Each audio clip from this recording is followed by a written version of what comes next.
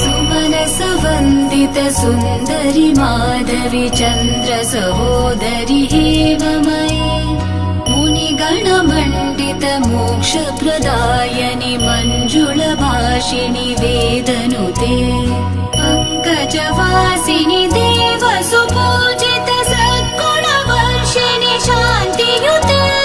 जय जय हे मधुसूदन कामिनि आदिलक्ष्मि जय पालय माम् जय जय हे मधुसूदन कामिनि आदिलक्ष्मि जय पालय माम्